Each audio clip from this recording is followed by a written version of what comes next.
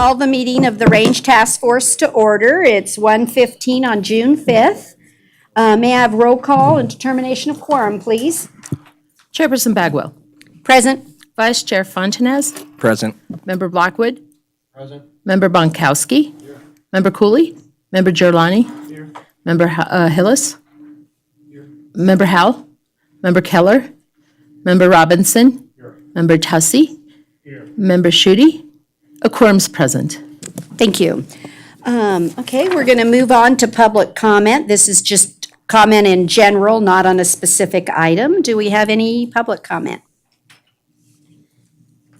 Okay, thank you. We're on to item 1 of the agenda, which is approval of the minutes for April 3rd and May 1st. And the April 3rd minutes, the correction to the date for approval has already been made, and the chair is recognizing the good cause of why it's late. Do we have any further corrections? The record reflect Mr. Cooley arrived. Thank you. If not, I'll take a motion for approval as corrected. Move to approve the minutes as corrected. Second, is there a second? I have a motion and a second to approve the minutes of April 3, 2019 as corrected. All those in favor say aye. Aye. Any opposed? Motion carried. Any corrections or changes for May 1st minutes? No, I'll take a motion for the approval of the May 1st minutes. Move to approve the minutes of May 1st as presented. Is there a second? With a second by Nick. All those in favor, please say aye. Aye. Any opposed? Thank you. Nick? Thank you. Okay, Ms. Budge, do you know of any modifications to the agenda? No modifications. Thank you. Okay, we're on item 3A, which was requested by Christy Scott. So Christy, if you want to come up, just as a reminder, this is discussion only, which we all may have discussion with her, but there'll be no formal action, just as a reminder on the agenda publication. Ms. Scott.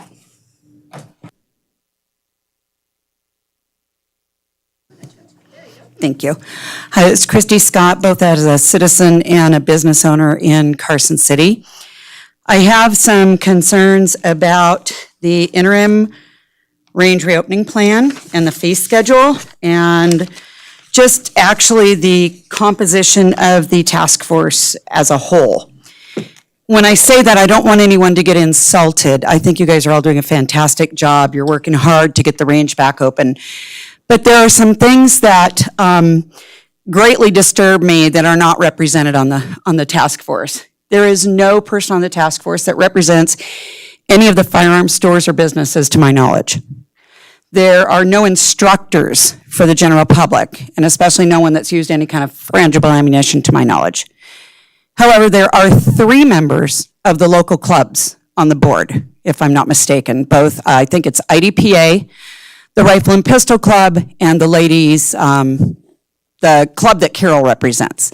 So that's a bit of a frustration, because in watching the videos for the last meetings that I've missed, I keep hearing everybody on the task force go to club, what the club needs, what the clubs want. I have seen us go from no time for the public to 1 day for the public, now to the 2 nights during the week for the public, and now with the interim plan, the public is not getting any more time. In fact, they're losing 30 minutes a week, because that's only going to go till 7:30 now, to my understanding.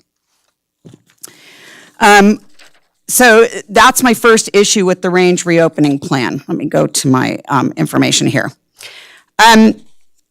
There was some discussion at several of the meetings about the club and getting their 2 Sundays a month. I don't know where it happened, but you also have the IDPA that has 2 Sundays a month. So you not only have the club with 2 Sundays a month, you have IDPA with 2 Sundays a month.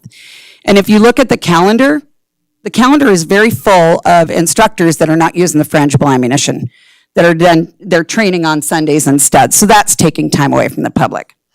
Since the city closed the range and made us use frangible ammunition, we've gone through 3,600 rounds of frangible ammunition in my store. I've heard rumors that people can't find frangible ammunition. Obviously we can.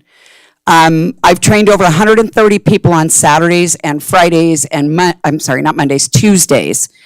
And I've abided by everything that this task force has asked. I'm very frustrated with some of the instructors that are bypassing, and this isn't known in here, but they're bypassing the Nevada Chiefs and Sheriffs Association recommendation of either 1 8-hour class a day or 2 4-hour classes. So instead, what they're doing is they're holding classes for 6.5, 7 hours on a Saturday, going down to the range for a couple hours on Sunday, and calling it good. That violates everything, and that can actually put the entire program in jeopardy.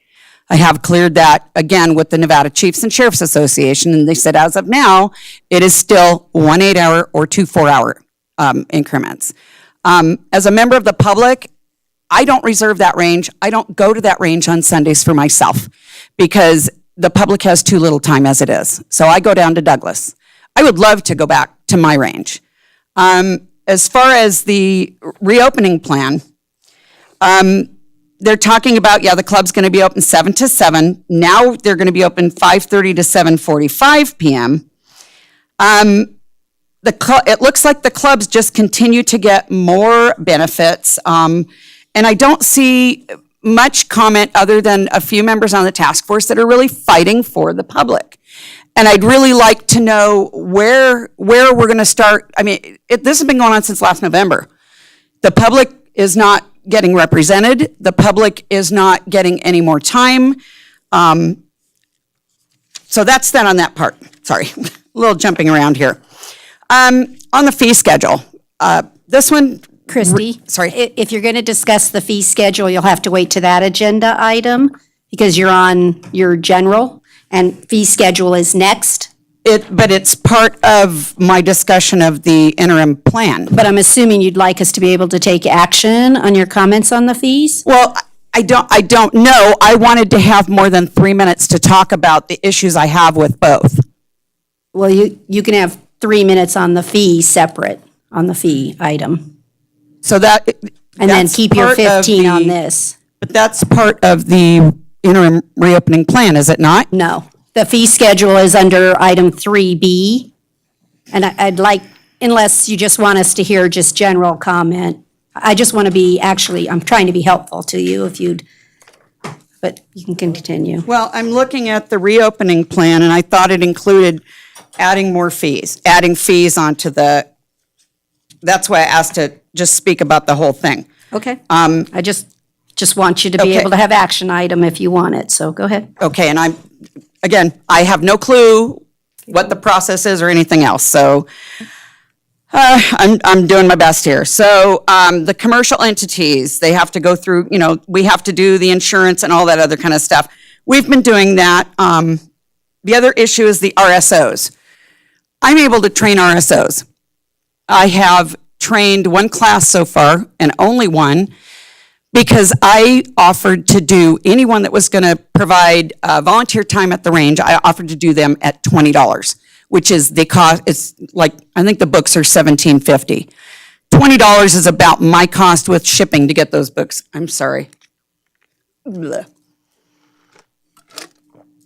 So I did that. I did a class of about, I want to say 10 or 12, certified them all, took a cut because that's normally over $100 class. The Rifle and Pistol Club that manages the range refused to advertise that for me. There is no place where anybody can tell, public or otherwise, on all of these websites for the city or for the Rifle and Pistol Club, that anybody teaches these courses other than the club. I have people constantly that tell me, I want to be trained as an RSO because I want to go out there with my students, I want to do this, I want to do that. And the fact that they all have to be members of the club is very frustrating for all of us. I'm not a member of any club because I don't want there to be any gray area with where my loyalty lies. It's with the public, with my business, obviously, but I'm not here as often as I am because I have nothing else to do. So, may I speak about the fees?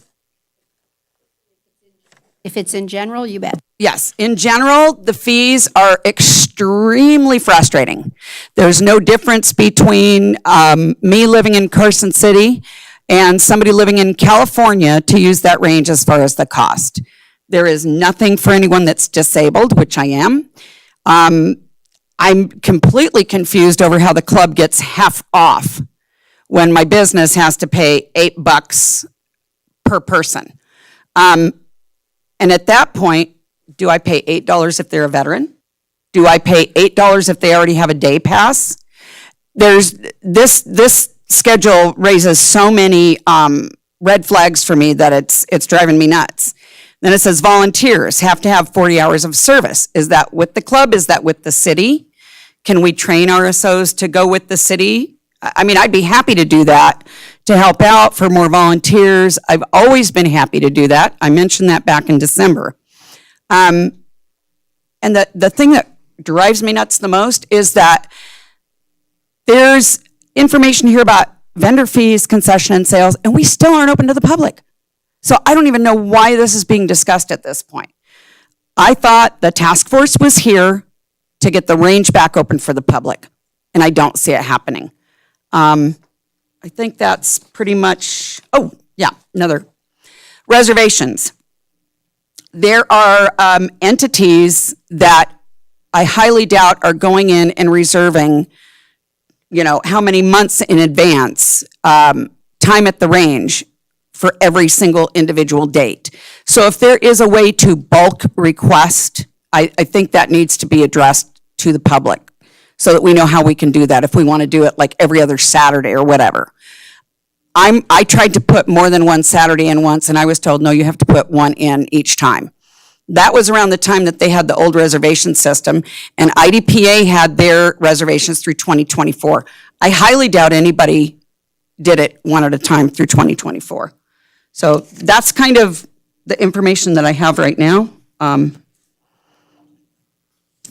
Thank you. Any questions of Ms. Scott? Can we respond to her? Absolutely. Mr. Blackwood? Yes.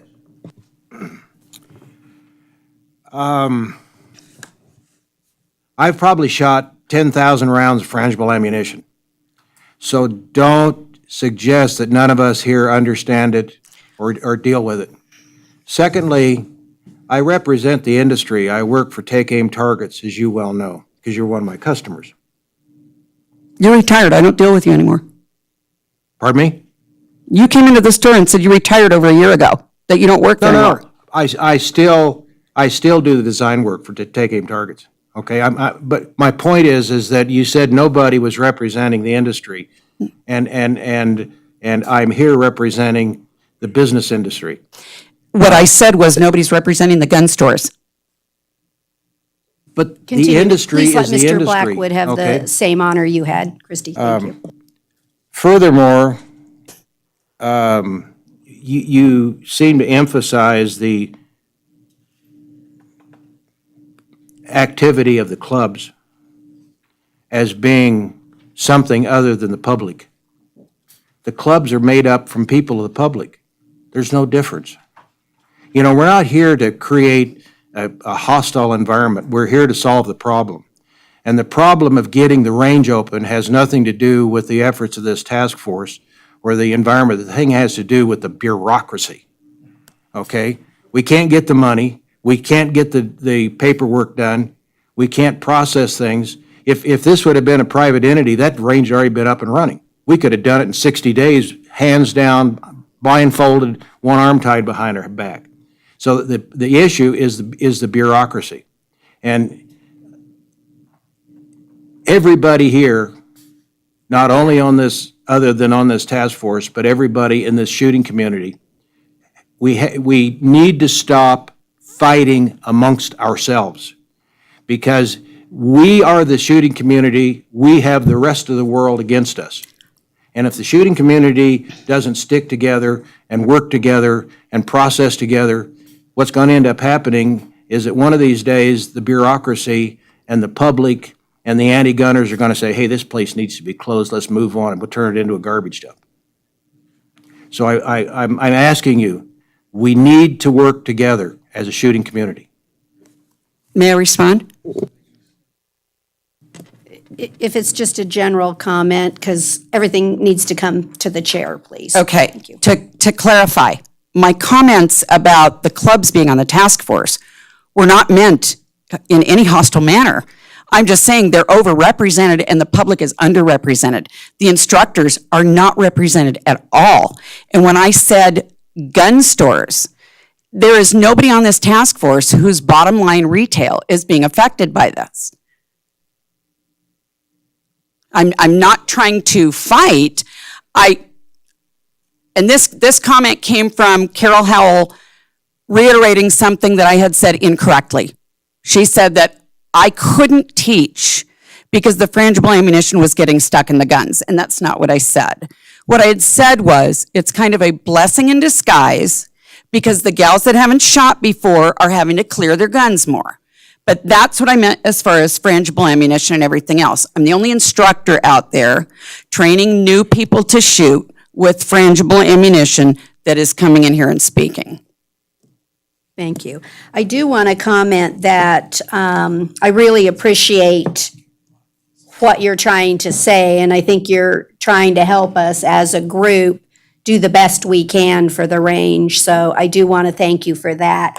I think that everyone here on the range feels strongly about getting it open as soon as we can and trying to strike the right balance between general public outside of a club just being able to go and shoot, as you're indicating, and meeting the clubs and tournaments and instructors. The issue has really become, I think, for all of us, is we have limited time in which we can make all these things try to work, and we've been massaging every meeting and working hard with staff that are impacted and everybody trying to find the sweet spot, right, to get it all open. And I just want to point out that one of the things in this new plan that could be of benefit is we now could potentially switch the club from the Sunday to the Saturdays so the general public could have all-day Sunday. I mean, like, I think we hear what you're saying, and we're trying as hard as we can, Christy, to find that balance. Because I think it would be wonderful if the public could have all-day Sunday. That's the open day, and that the clubs with the RSOs and this and that can maybe then move to the Saturday. Your comment on the reservations, I think we are going to be addressing that in the future. Like you said, how long out can people do it? I think those are very valid comments. I don't personally, and I'm only speaking for myself because this isn't an action item, I don't think somebody should say, I get the first Saturday of every month for the next 5 years.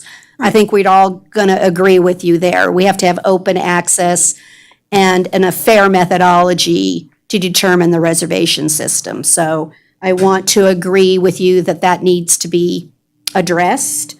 The fee stuff, we're just not going to discuss till we get to the next item. But I did write down your comments that we can consider doing that. Thank you very much for having classes and offering them at $20 for the RSOs. I really appreciate, again, that you're trying to be a part of the solution. I recognize the fine balance also that the club has with their liability insurance and stuff, saying I need to cover them as a club member. But I also understand your balance of why you don't want to be a club member. So I think you both have very valid points. Let's see. Thank you for following the rules. I can't appreciate that wholeheartedly, and it would be wonderful if everybody would just cooperate and do that. So those are just some general comments. Anybody else? Did I miss anything? Mr. Hillis? I may not have agreed with everything that she said, but I actually agree wholeheartedly that we should readdress the fee schedule. I know that's coming up, but I'll just make a comment just specifically to it. And there should be a differential for Carson City residents, Nevada State residents, and non-state residents. I think that needs to be incorporated, and I'll have the same comment when we get to that point. So thank you for bringing that up. Mr. Bunkowski? Just general comments based on Christie's statements. First, to address whether or not this task force is representing the public and/or retail operations, it's my belief that the gun range would be closed 100% of the time based on the DA's advice if it wasn't for Lori and I. So we have done everything that we can to keep it open on a limited basis so that the public and businesses can use it. Again, representing businesses and your ability to have your CCW classes.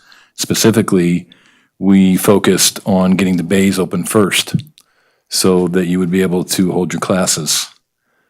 And then finally, the clubs, although it may not be a perfect system to have the clubs running the range, they are providing by far the bulk of the volunteer hours to operate the range and keep it clean and educate the public, which the public would have difficulty doing. I don't know that there's a really good system for just a single person from the public being able to get in a lot of volunteer hours. So although the system may not be perfect, as Mr. Blackwood said, I think that everybody here needs to do what they can to work together because I think, and especially as we move forward into the future, there's going to be more and more pressure to just shut down entities like the range. So I just think that we need to do everything that we can to work together and come up with solutions. And that doesn't mean that we shouldn't have an open dialogue. I just think that we need to be careful about how we phrase things and that we need to find a way to work cooperatively and not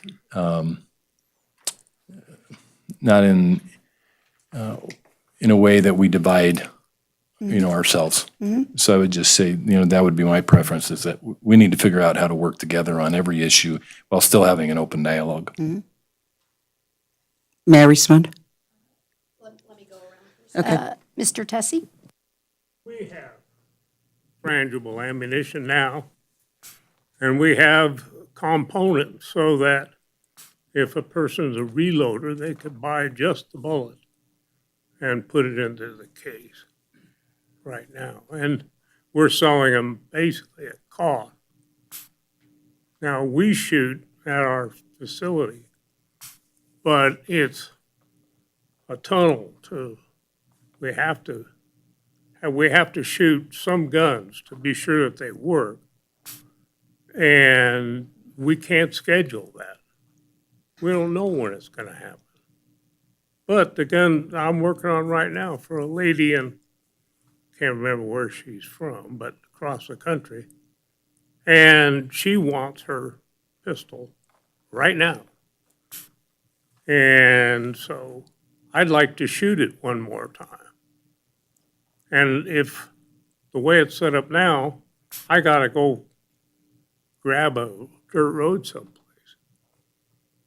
I mean, I can't not do it, not test the gun. I mean, it just isn't possible. The way it's set up right now,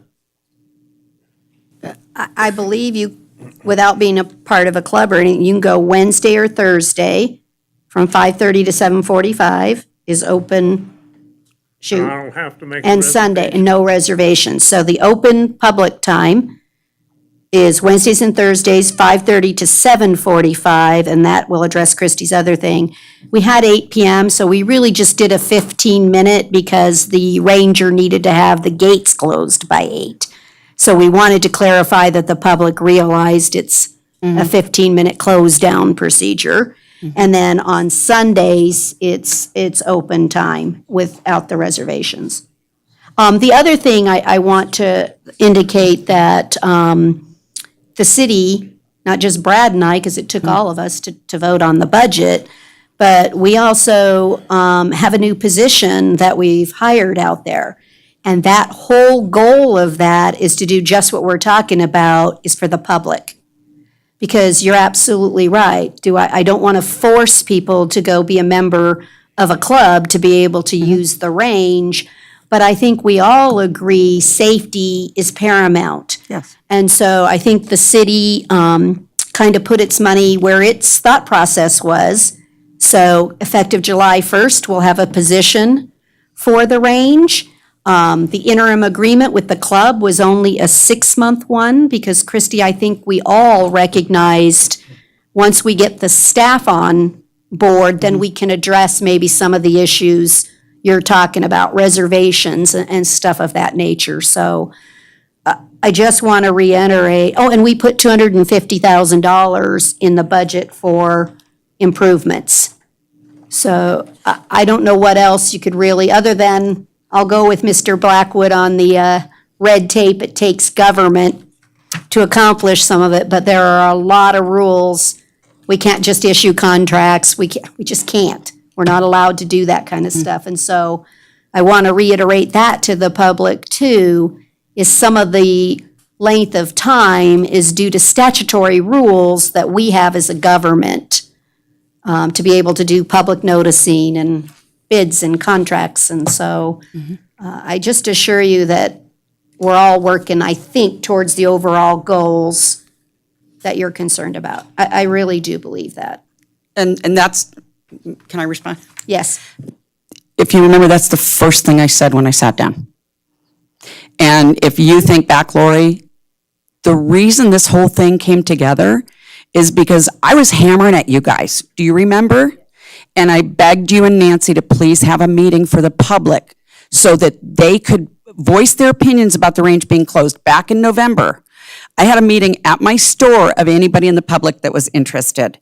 I got them organized in there so they had a place to blow off steam before we came into that 200-person meeting. So I have been working hard too, from the very beginning. What I'm talking about as far as to address some of these things, my business is not just CCW's. I own a retail store that I moved 2 miles from the range, went from 600 square feet to 4,000. So it's not just my CCW classes.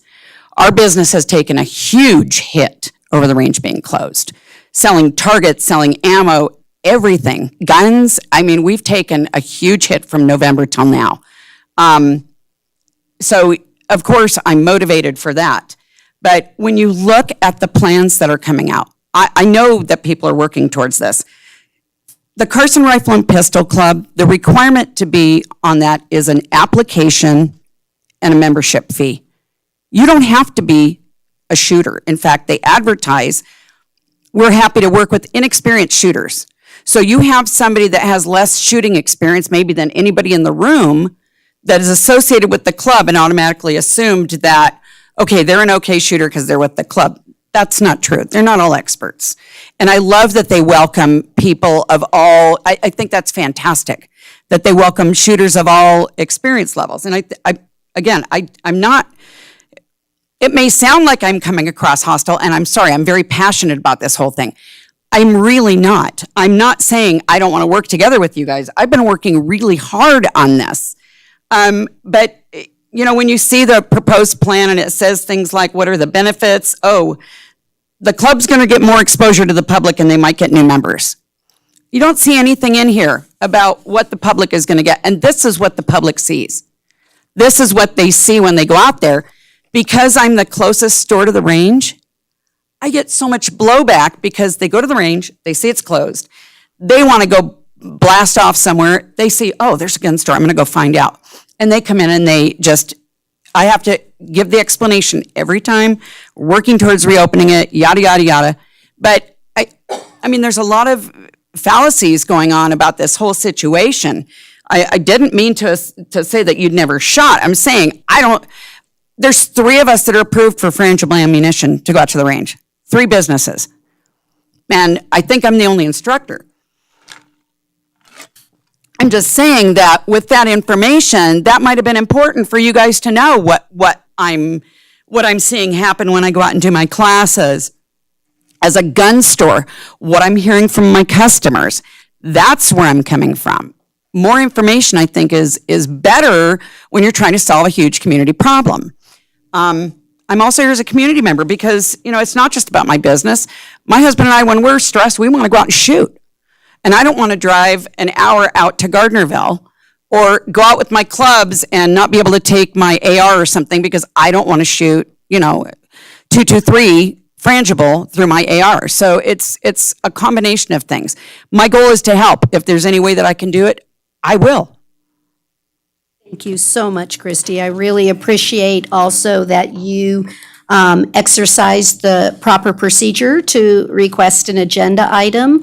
Thank you. Tried. You've tried desperately to follow the rules, and I can't thank you enough for that. you. So, thank you very much. Is there any further public comment on this item? Sure. Please identify yourself for the record.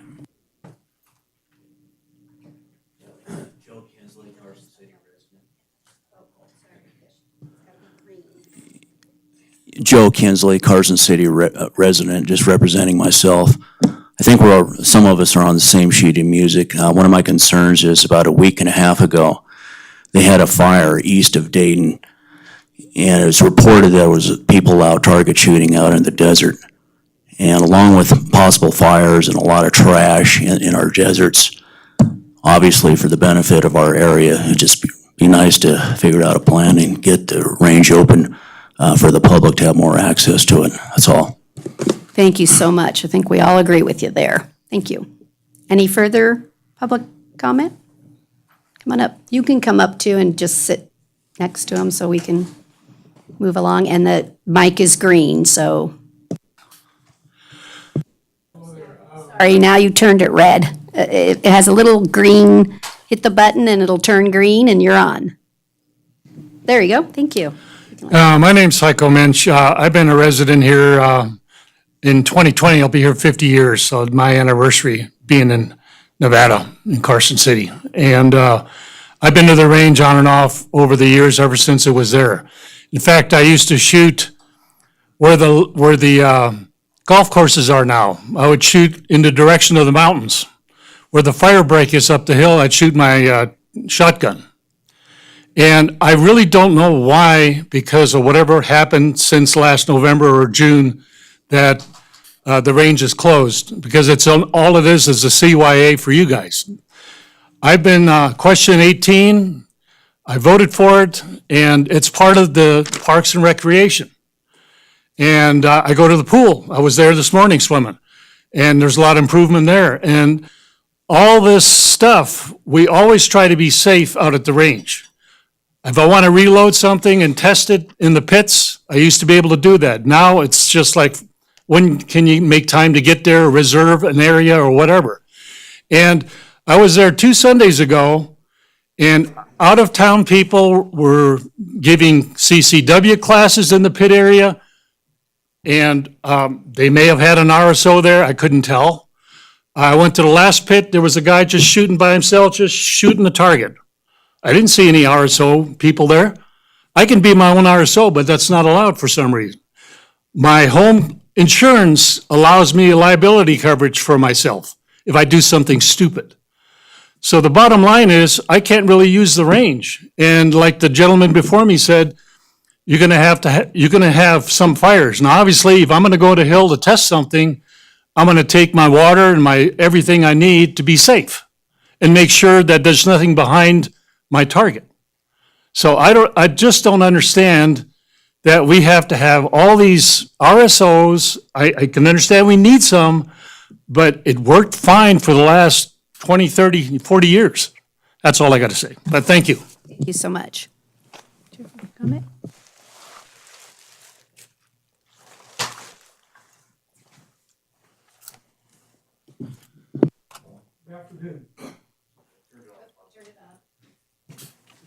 Good afternoon, Board and Task Force members. My name is William Bryant. I've been a resident in Carson City going on 37 years, U.S. military, U.S. Army for 24 years. I'm a disabled combat veteran also. I've been an instructor here for CCW in this area, going on for 9.5 years now. And I probably have spent more hours as a volunteer out at that range than anybody, including city officials. I've seen what's going on out there. And I get out there usually during the morning shift to do my NRA range safety assessment. And also, I'm a proud member of the Carson Rifle and Pistol Club. As RSOs representing the Carson Rifle and Pistol Club, we take a lot of pride in what we do, keeping individuals safe. Safety is a paramount out there, keeping the range from burning, keeping fistfights from breaking out. Some of us have been called Nazis.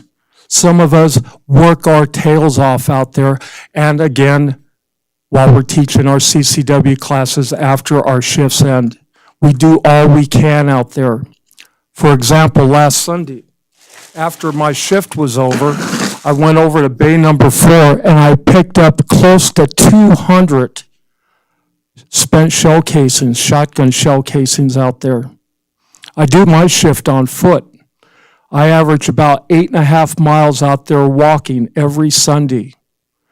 As club members, we take pride in what we do, educating the public. 80% of the public that shows up there on Sundays don't have targets, the proper targets. We're spending out of our own pockets, giving them clay targets, educating folks. I just want you all to know, as club members, we're doing all we can out there to keep that place clean and safe, and we do take pride in what we do. And I'd like to thank all the members today for your time. Thank you and have a good day. And thank you so much for your service. Thank you. Can I ask him a question? Hey, Bill? Have you, and I've seen you trudging around out there, so I know the kind of miles you're putting on. In your opinion, is the caliber of shooter that is now showing up at the range the same caliber that we had out there in the past? Or are you seeing people showing up out there who are, shall we say, much less qualified, much less knowledgeable? Do you see an attitude change, with the shooter that you are encountering now?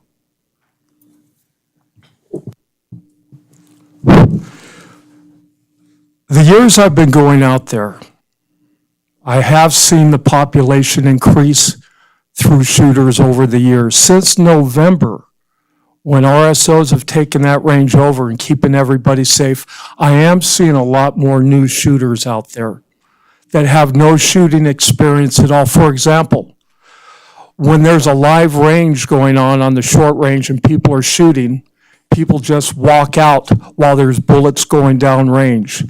It is the club RSO that knows exactly what to do during circumstances like that calls an immediate ceasefire, that gets everybody behind the blue line, gets guns locked open, facing down range, and then politely educating the individual, the young person that went down range while there was bullets going down range.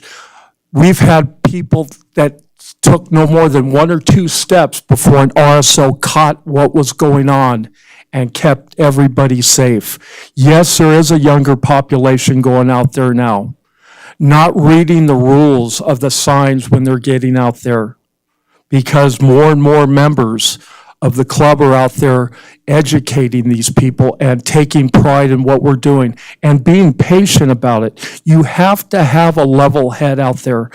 Without saying anybody's names, I've had law enforcement come up to me and say, Mr. Bryant, you and these RSOs out there are doing more dangerous work than we are because you're dealing with people with guns in their hands and rounds in the chambers. We're professional about what we do, and these people that are getting these RSOs trained, we are the foot soldiers having these young RSOs shadowing us, training them how things should be done correctly and how people should be safe out there. Because one slip of the tongue out there, you could be falsely accused of cussing somebody out, or having complaints done with the City Parks and Recreation Department as well. That's why every time I go out there now, I wear a law enforcement body camera, and it is on. We're having more and more RSOs out there now with body cameras on. So it's not going to be a he said, she said anymore. We take pride in what we do, and we'll continue to train the newbies that are getting out there to the best of our abilities. We don't make excuses. We're out there picking up trash, shotgun shells, sweeping the decks off while everybody else is shooting. We're multitasking. Thanks again. I appreciate it very much. Thank you. Is there any further public comment on this item? Okay, come on up.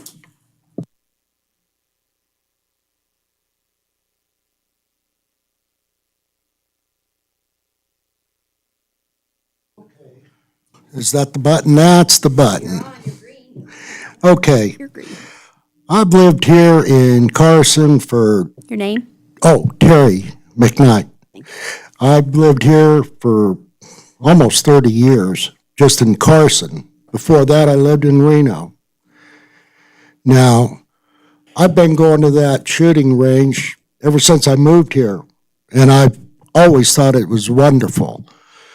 And the way I heard, 40 years that thing's been going without a problem. And every time I've gone down there, everybody's been super polite, really nice. People help other people.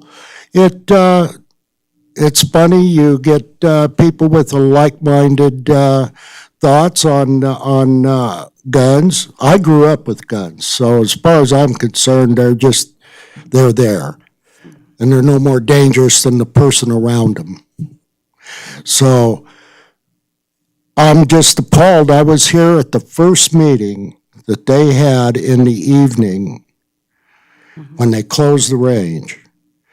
And it was standing room only. There was a ton of people here and people out in the lobby. Now you're having it at 1:30 while everybody's working. I'm retired, so I can be here. But I'm just appalled that it's been a whole year and you're still bouncing things around. You people control the purse strings. And I'm a taxpayer. I'm just a common, ordinary citizen here in Carson. I'm not a member of the gun club or anything like that. And you're counseling me out. You're forcing me to go out in the desert and shoot. You're forcing me to go over there where the pine trees and things like that are at and shoot. And then you complain about, this bullet caused a fire. You're perpetuating that kind of thing. People don't want to be overregulated. And it appears to me that's what you're hell-bent on doing. You've limited the time for the public, almost an impossibility.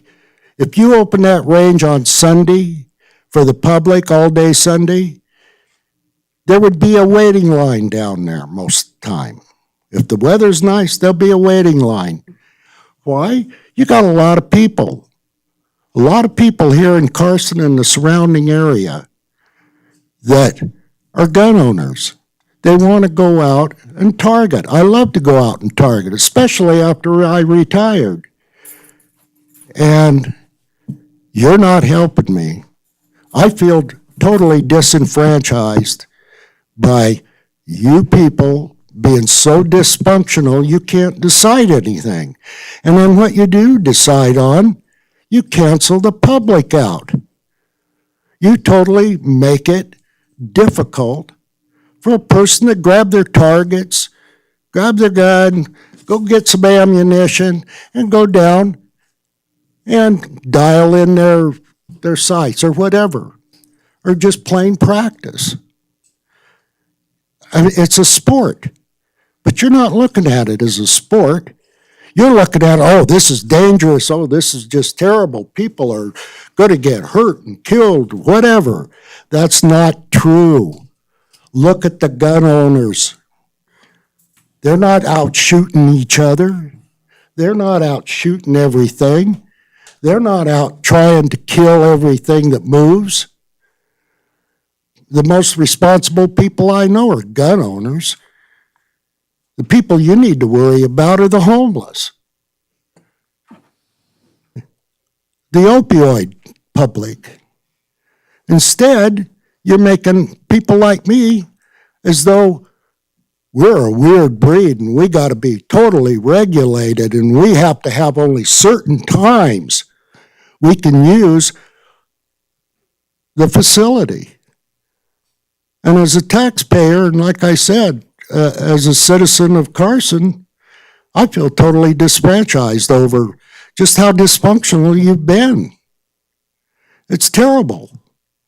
Now, I don't know what your problem is.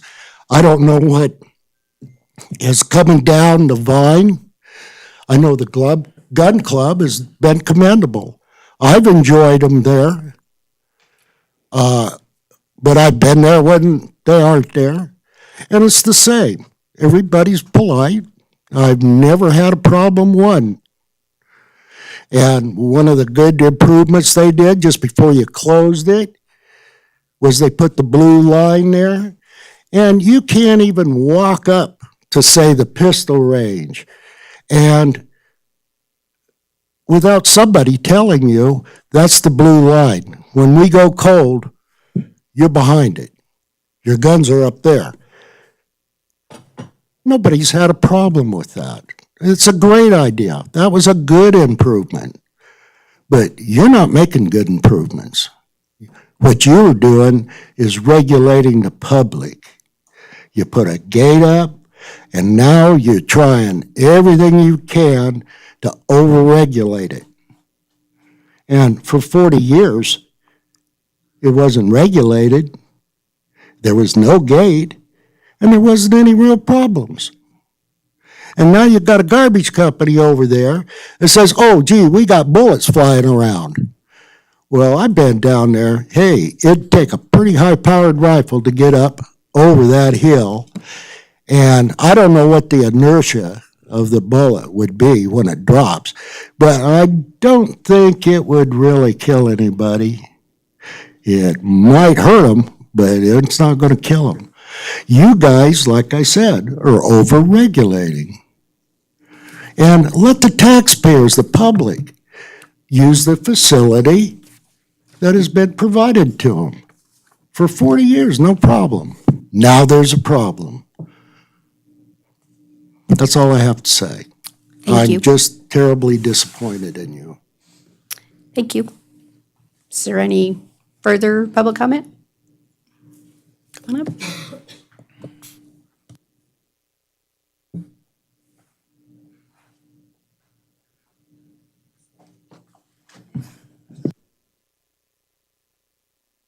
President will turn green on the.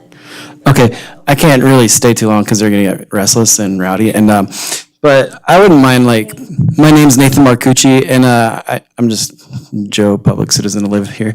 Also, today's the first day of summer, so that's why we gotta go. So, being the first day of summer, one of the things I would like to do is teach my daughter to shoot. Those bays are very convenient. It's very safe. It's not somewhere I'd rather. I don't want to take my daughter on the firing line. I'd rather take her to a bay. The other thing is that, it's not very I'm sorry? Okay. And the other thing, it's not very convenient to go out. I've been going out to Dayton to the pit, and there's a road, if you've ever been there, there's a road that kind of goes, it's a little sketchy. It's not my favorite place, and I'm not really sure that it feels the best. And so those bays make it really good it's a great place to learn. For me, one of the things I really like about those bays is that, well, for example, I just bought a shotgun. It's a great place to learn how to use the shotgun, to be responsible. But having a family, I'm the sole person that stays home with these kids. It's kind of hard to get out on Sundays. It's kind of hard to get out, after 5 o'clock, because they're hungry and they kind of get cranky and they like food. So that's kind of a thing. So my best time of day, and I've been going out when I need something really long. I've been going out to the Douglas County Range, and honestly, it's about an hour out there, an hour back, and say I spend 2 or 3 hours out there, that's like most of my Saturday, and it kind of irritates my wife, you know. She's not really into the same hobby as I am, but at the same time, she understands it's something that, it's a peaceful way to relax, to meditate, to think about, I don't know, if you ask anybody, it's meditative. It's like it's a way to quiet down. It's just a way to quiet down. I'm kind of scatterbrained. And so, as you can tell, it's one way it helps me focus. I don't know. But yeah, it's not really convenient. And I mean, I'm not going to be able to come during the day all the time. So if you have these meetings, I wouldn't mind coming after 5 o'clock, specifically because that's when my wife gets home from work, and I will be able to, I'd be able to attend more. But I'd like to be able to give my opinion a lot more. But again, I don't know. So one of the things I've seen on the videos is you guys are considering charging. I don't know if that's true. From what I read, $10 a day. Is that? It's the next agenda item. Okay, I can't And it has stay. a So, fee schedule that's just a draft for us Okay. to look at, but I mean, if I had to pay, I'd be willing to pay, but at the same time, like at $2 at Douglas County, it's still a lot more, it's a lot better value. I'd rather not pay, because, at the same time, it's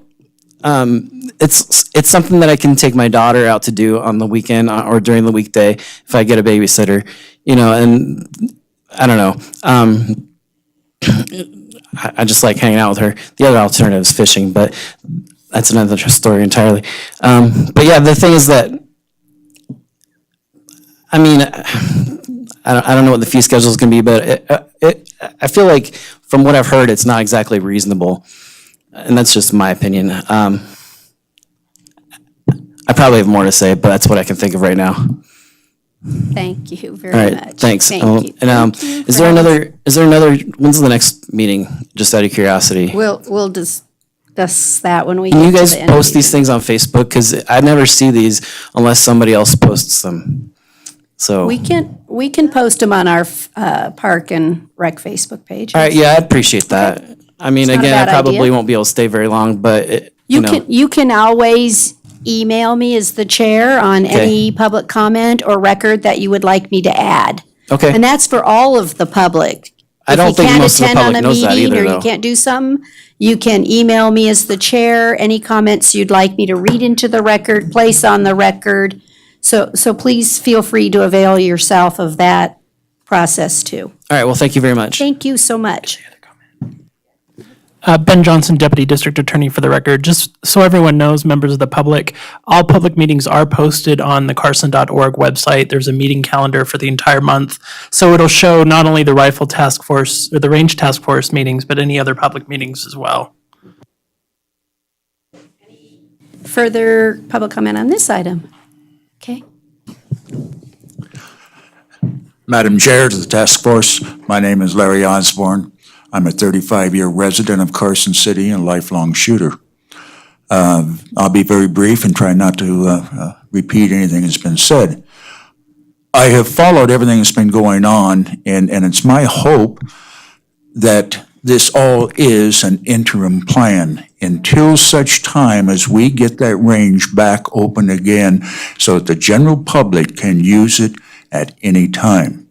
I do not want to see this evolve into something like you're trying to do now. I appreciate the clubs being out there and providing the RSOs so that the public can come out there at times in the evening, but right now it's extremely limited to the general public that basically funded and financed and supported that range, and it's a terrific range. I'm not an RSO, and I really didn't want to be, but I might take advantage of Ms. Scott's offer for the $20 if I thought that that would allow me to use the range at other times, because it seems like the RSO is what you need to believe that safety can be done out there. Unfortunately, we all know you cannot legislate stupidity. There's always going to be people out there that are going to walk down range while others are shooting. As an experienced shooter, I have stopped people from doing that, and I've seen other experienced shooters stop that. We don't have to be an RSO to stop somebody from being stupid out there, because safety is the number one issue for all of us. I support and appreciate the clubs providing what they can. I'm not a member of any of the clubs, and I choose not to be, just because I'm not a joiner. But I do like to have the opportunity to go out there and use that so that I can continue being a safe shooter. And I'm not going to specifically address the fee schedule because I know that's coming up on the agenda, but I have always felt that as someone utilizing that, I would be willing to pay a fee because I know that if that money was going to go directly to the range, because I know that the fees paid by residents of the community to support our parks, not everyone uses the range like they do our city parks. However, the one thing I would say is residents should get a break, just like we do over at the dump. Because I know a lot of friends of mine that come down here to shoot at this range simply because they say, well, yours is free. And that's wrong. So if we're going to pay fees, Carson City residents should get a break. And I will say, I do appreciate the fact that veterans are being considered to get an even bigger discount. We certainly appreciate that. And I'll take that to my Korea Veterans meeting tomorrow and let them know about that. So I thank you for your time. I thank you for what you're doing. And good luck to you, but let's work to getting that thing open as quickly as we can. Then all of this goes away, hopefully. Thank you, Mr. Osborne, and thank you for reiterating that because I somehow feel that some of the comments are not recognizing that this is only an interim plan and the objective is just what you said. We want to go back to an open range. So I don't know how many more ways we can, as a task force, stress that. But that is certainly the objective. And so I don't know how much more ways we can put that on the record to say we want to be open 7 days a week for the public to be able to utilize that range. That is the ultimate goal. And I know we all have disagreements on whether or not there's a safety issue. And I understand both sides of that issue as well. But the city has opted that safety is paramount. And that's it. That's what we've decided. And so we're trying to accommodate to meet everyone's needs. Like I said, we have to balance the needs of the employees at the landfill.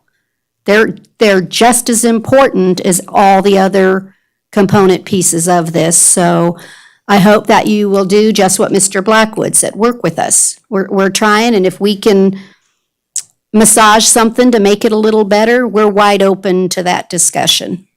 But hopefully, we'll get a report in a little bit that will give us good news about the bays so that we can get those open to the general public soon.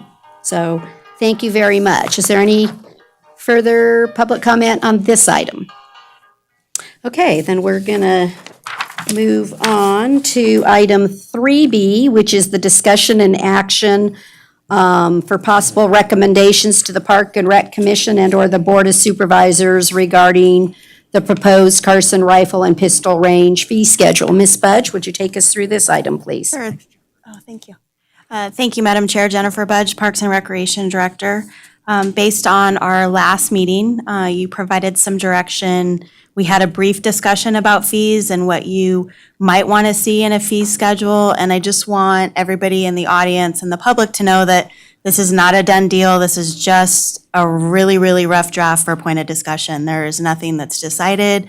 It is just for feedback. And I've received a lot of wonderful constructive feedback from the public, and I'm happy to share with you what I've received so far, so we can try to consider that in our discussion and moving forward today as well. So the direction that the task force provided was we wanted to consider individual drop-in use, some sort of annual permit or annual pass, Also, independent contractor agreements, we discussed what's happening throughout the city, whether you're the yoga instructor here at the community center, and what current practices in place throughout the city, and trying to find some consistent practices for that. Also, considering options to accommodate veterans, consistent with our passes at the pool and the MAC, and then providing for opportunities for group reservations. So I provided in your packet just a really rough market analysis. We meet really often, so I didn't have too much time to be able to dedicate this, so I'm sure there's other facilities that we could have looked at.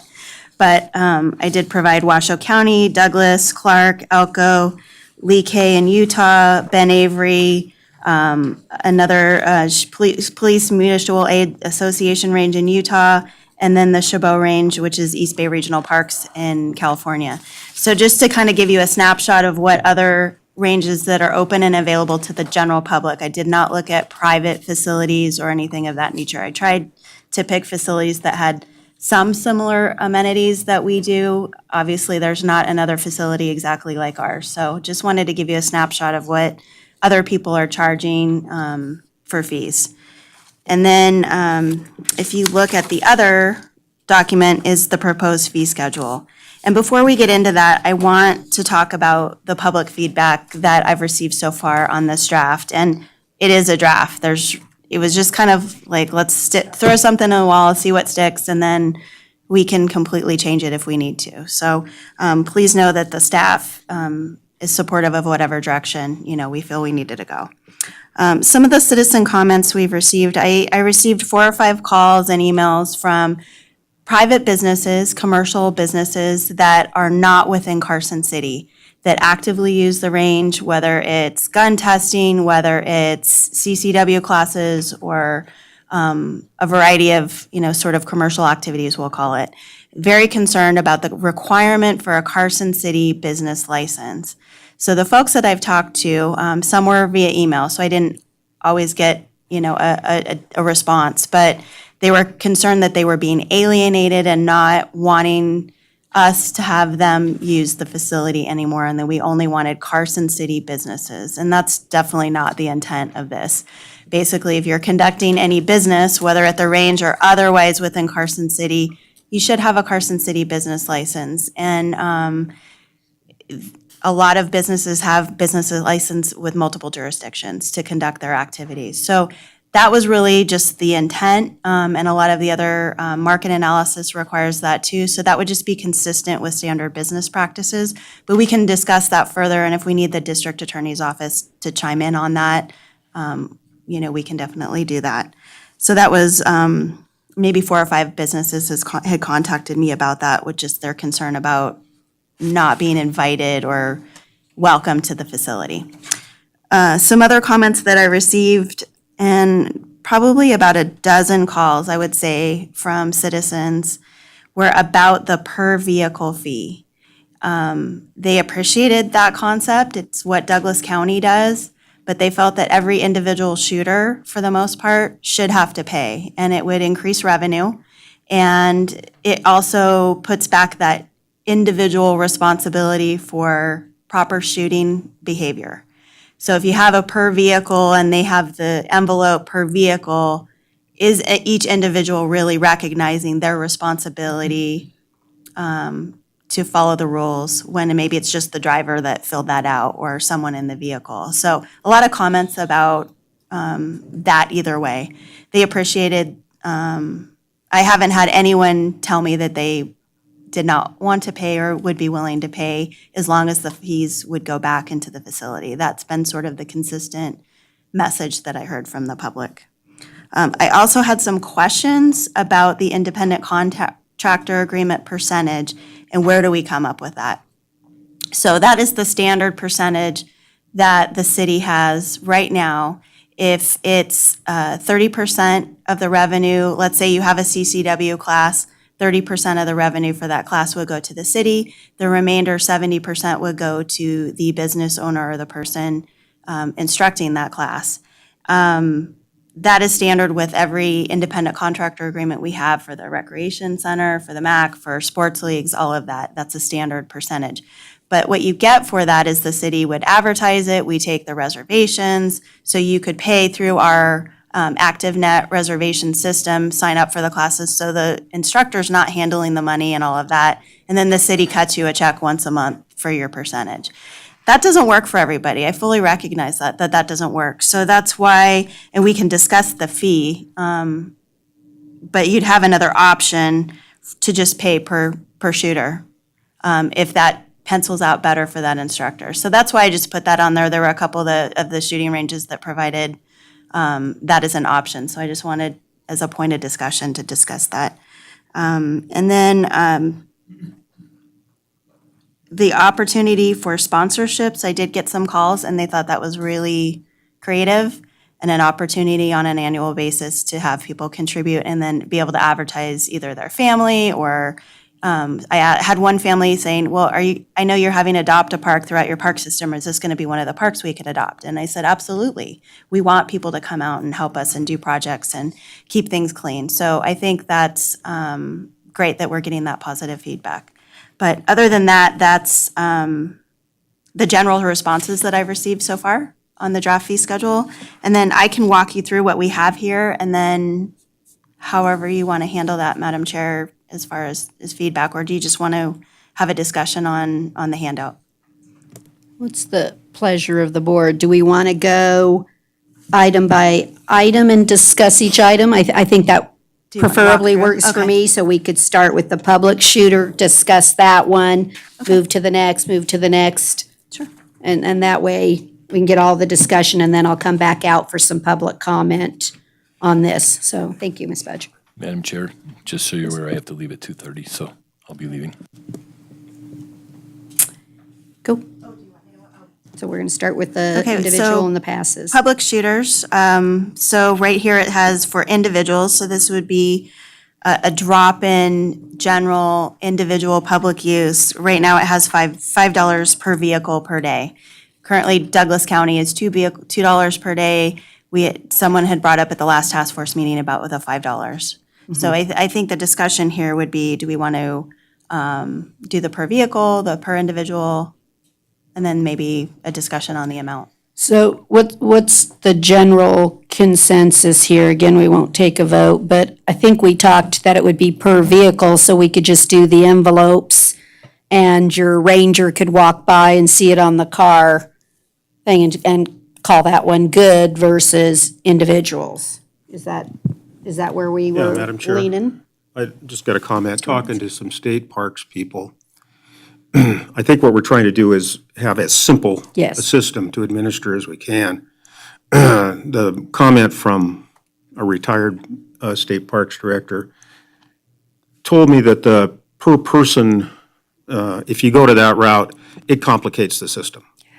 Enforcement becomes real tough. So I would recommend against that at this point. Okay. And then just before we get into the actual fees, though, I wanted to ask Jennifer a quick question on the other entities you looked at, the other ranges you looked at. Did you come up with is there an apples and apples example here with our range? Can you look at Douglas and say, yeah, that's kind of comparable? Washoe County? Because when we get into the fees and amounts, it talks about service, it goes into services offered and comparability, I think. Yeah. I would say we're somewhere in between Douglas and Washoe County. If you're looking at a local facility, Clark County is a really large facility. I've been there. It's massive, which I think the prices sort of reflect it.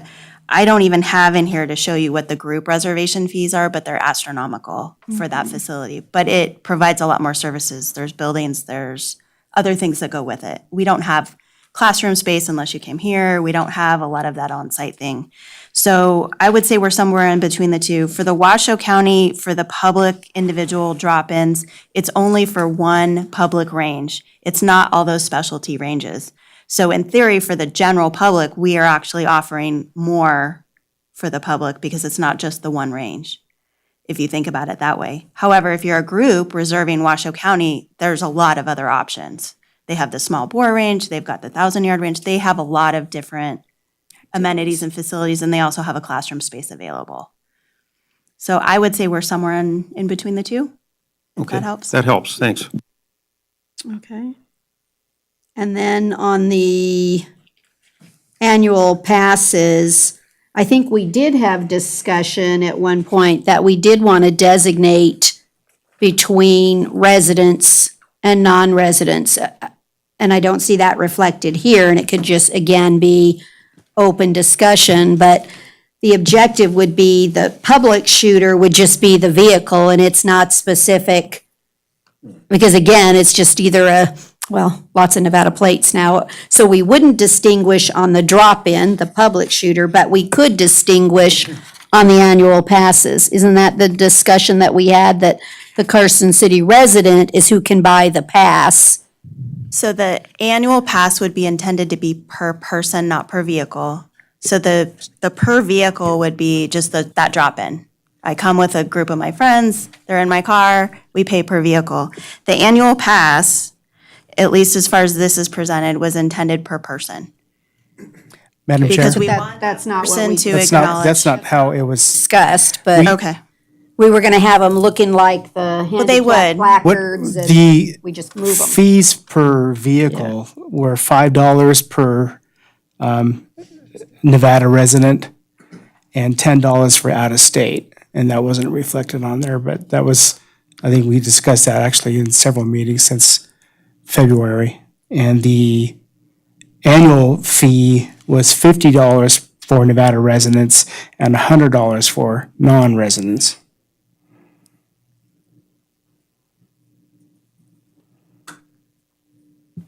Madam Chair. Mr. Hillis? You know, one general comment, my personal opinion is that I would rather have an individual's pay rather than a vehicle. I understand the concern, I completely do, on enforcement, but I believe that there's been a conscious effort for signatures, on those cards for personal, for liability reasons. If there's 7 people in a car, you to collect 7 of those liability statements, I believe that it would be far easier just as an individual, you show up, you pay your fair share rather than by vehicle. However, I do understand for enforcement and ease of access, that does create somewhat of a difficulty. The second thing is, I said it earlier, I fully believe that there should be a different fee structure, very similar to the dump. Nevada resident, Nevada state resident, and out-of-state resident. I understand that creates 3 different fee structures, but we already do it. I mean, is that the way that the dump is operated, Mr. Cooley? Yeah, in county and out of county. In county, out of county. Yeah. That distinction, and then out of state, is there any difference there? It's just out of county. Okay, thank you. Brad, did you have a preference on that the Carson City resident gets a different fee throughout this schedule? That a Carson City resident gets a less fee than an out-of-county? I do think that a local citizen should have a different fee structure than somebody who is not local, but where I am really struggling is that somebody lives in Mountain House, I would consider them local. So where do you draw the line? Is that by Carson City zip code, mailing zip code, which would include North Douglas County and West Lyon County? I'm really struggling with what is considered local. Do the same thing as the dumps. Mr. Tussey is the perfect example. He lives in Carson City, but his shop is in Mount House, and he uses the range all the time.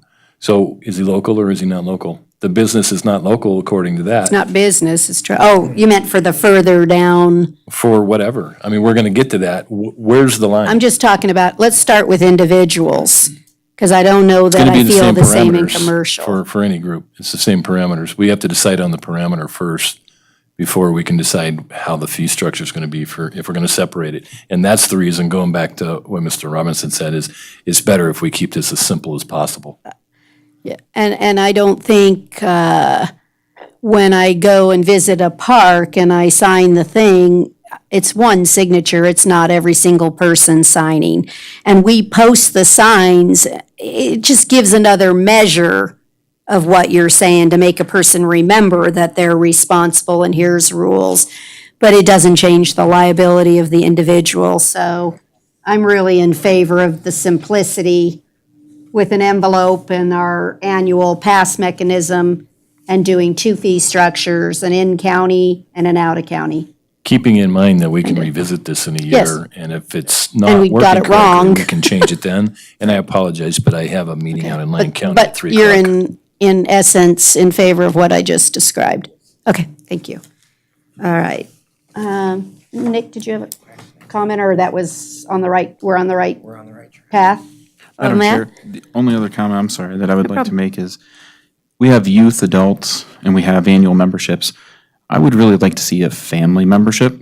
If you do have multiple shooters in your family, let's say you would like to take your children and you like to, just one annual pass similar to the MAC, or if that's possible. Let's talk about annual passes, because while she did that as an individual, I'd like to just openly discuss that also for the simplicity. I'm not seeing that I'm going to hang 5 little hangers off my window to show that I had an annual pass for 4 or 5 people. And why would I buy a pass? It would be I'm not seeing the passes as individuals unless I'm missing something here. So we either set the rate at pretend it's $5 and $10, like you said. In county gets the $5, gets the less rate, the out of county gets 10. Then on average, if I set the annual pass, again, it goes to the car. I mean, it's to the car. And we would set that at, we can discuss a 50 and 100 or 75, 120, whatever we're going to agree upon jointly after we hear all the public comment. And that if the veteran comes in and buys the pass, do we have a standard rule on what qualifies as a veteran? Weren't we using disabled at such and such a percentage? 50% or greater disability rating. Right, 50%. So again, just so that the public is generally aware, so if you're a 50% or more disabled, you can get your exemption at the swimming pool. We would honor it here too, that you'd get it free. You get exemptions on your property tax. You can see Mr. Dolly, our assessor. So I think I'd like to remain consistent policy through what the city does, if we can. Again, I'm open, but I find it easier for staff to apply rules if it matches throughout what they do. So we currently use 50% disabled veteran receives free services. Madam Chair, how do you determine that? I mean, They have a have a card. veteran's card? Yeah, they have Are we a gonna do veteran's that? card. Okay. Like at the dump, at least when I go out there, they ask, are you a Carson City resident? I don't show anything. I don't show an ID. I don't take out my driver's license. I could have any kind of license on my vehicle. And I think it works generally. But are you going to enforce that at the desk. range? It will be a little bit, Jennifer Budge, Parks and Recreation Director, it'll be a little bit easier for the online annual passes that they'll purchase. The in-person, when we have staff available, they can definitely check ID. If they see a car that has a California plate, they need to check a driver's license. But people do lie. We have the problem at the pool all the time. They want to save that dollar for the drop-in for the pool, and people give their friends' addresses. I don't have my ID with me, I just have my swim bag. I mean, you gotta just take people at their word sometimes, so people just do that. So we'll do our best to enforce it with the resources that we have. Mr. Hillis? I've personally been asked at the dump before either to show my ID, which shows my Carson City, address, or a vehicle registration to that address. So And the I've been asked vehicle to provide registration proof of that. shows the county. Yes, that's So it would exactly tell me if I was Douglas County, because I'm Micah Drive with the Carson City, but it would show it's actually I don't know. I Douglas must have an County. honest-looking face. I've never been asked. Mr. Cooley may be able, I'm sure we already have procedures, and I hope that the primary procedures, we always believe people. And unless there's some like you said, that's interesting, you have a California plate. So could you please provide a little more verification? I would assume that you would start with the believe them method. That's correct. Okay. Unless you look like Mr. Hillis, and then we, gotta check him out. Okay. I'm a little bit concerned on what volunteer means. I think I heard that earlier. Where is the 40 hours of service and how is that determined and tracked? So I think you might have a good idea here, but I'm trying to. And this Hone is it. kind of one of those ideas we just kind of put down for a point of discussion and to see where you would like that to go. When I talk to Clark County, they offer that. It's not really on their fee schedule, but is an opportunity that they provide. So you do the service. Washoe County does as well. And basically, those people can come shoot for free in lieu, in exchange for their service. So The service is at the At the range? range, Oh, I was specifically gonna at the say, range. Not at So- the library or no, the, if we have someone, working on our park cleanups, they're not going to come shoot for free. But if they're going to dedicate some time to the range, whether it's cleanup, whether it's being an RSO, trying to reward that and give them an opportunity to shoot for free. so you're saying the park rangers would be certifying the volunteer hours? That or our volunteer coordinator. Or We have your a couple volunteer peo- we have- coordinator? We have a few resources to be able to do that. What are your guys' general thoughts on allowing people to put in, is that 40 hours per year? Oh, yeah. Year? Yeah, Okay. but we can modify that. Thoughts? How about, Mr. Tessie? I'm a marketing guy, and I would say that if we start out with $100, 75, whatever it was, a big lump for a whole year, that you might get less people signing up than if they were paying, $5 a visit or something. Because right now, cash flow is going to be very important. So, and my daughter got her car stolen from a car wash. You know how the car gets washed and they put the keys up on top of well, she came back out of the market and her car's gone. And the guy says, well, are you sure that she says, it's not here. And the police watched the car. That was some kind of LoJack thing. And they had her go to her house because they took the registration off the car. And they know you aren't there because your car's here. And take off. So, fast forward to the dump. So I show up at the dump. And they said, well, are you a Carson City resident? Yeah. But my driver's license says that business just On Roundhouse. outside. And so I whipped out a concealed weapons card. And he said, I'm not taking that again. So he had some, which I think he was making it up. He wasn't going to take my ID. That's just an aside. We can work on any procedural thing to implement once we get past the general, do we like this idea or that idea? So do we want to make the pass, we've already generally said we want resident versus non-resident. Yes, okay. And Are we using in county or out of county as a resident?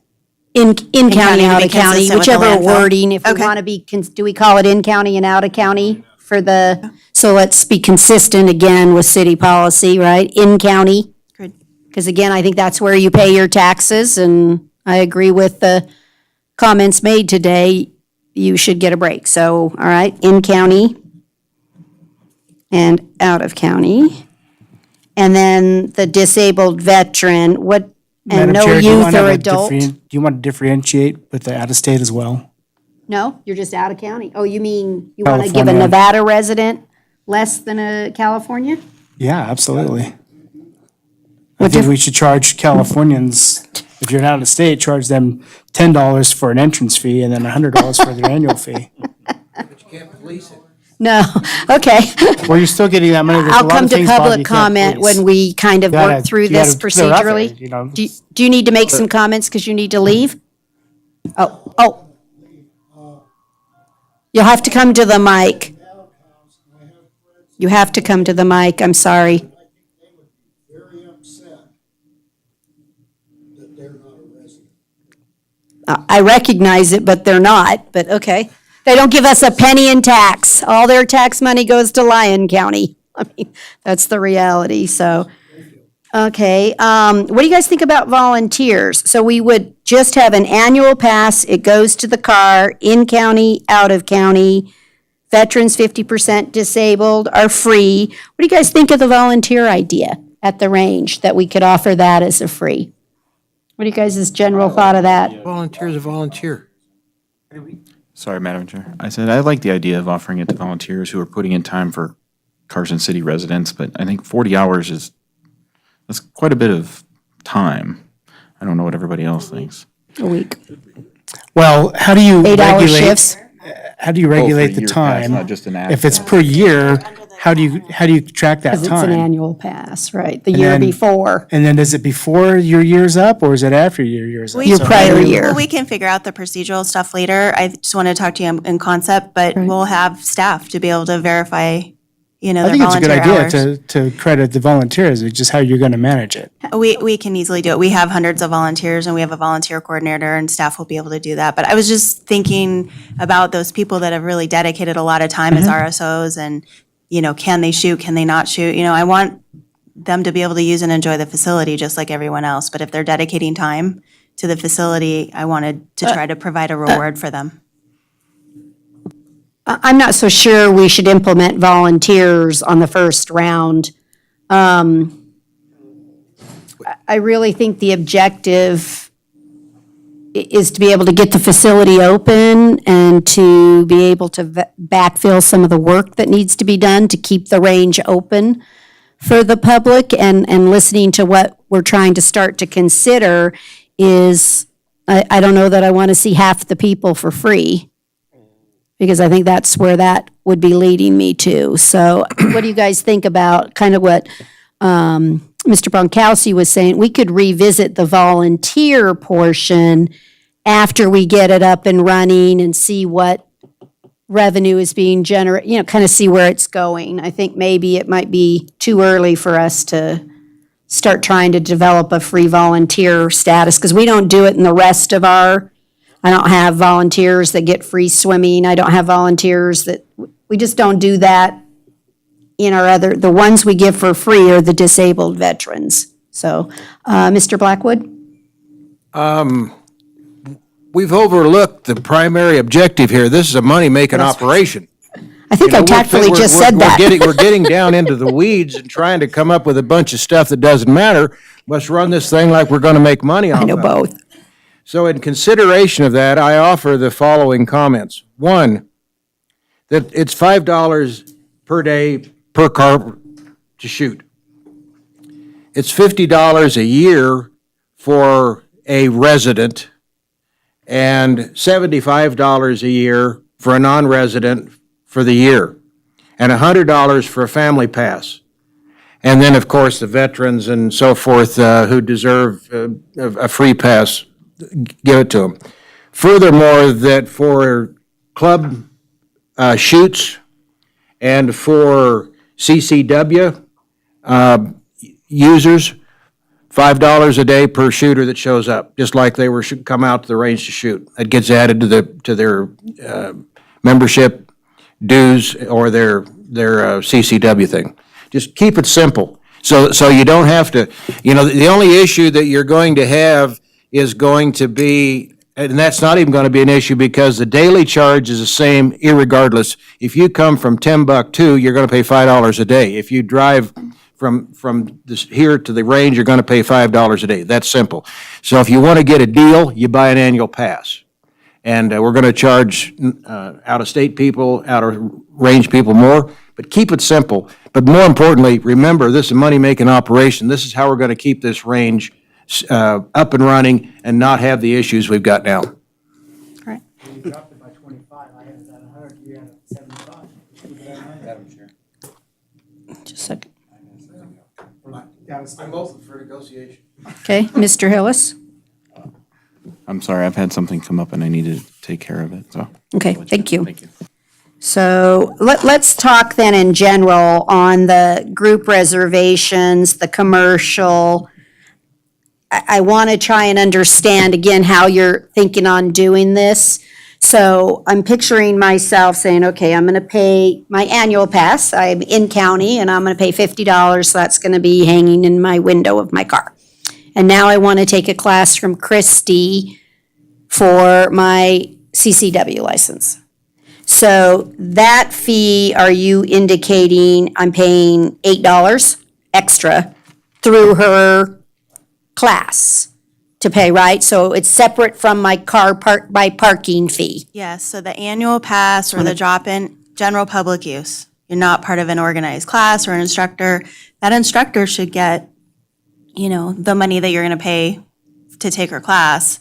Plus, that business is profiting off of a public facility and they're reserving a specific area. So to pay for that use. So just like at the pool, let's try to use the pool example. We have people that come in and drop in, and then we also have people that come in and pay for swim lessons.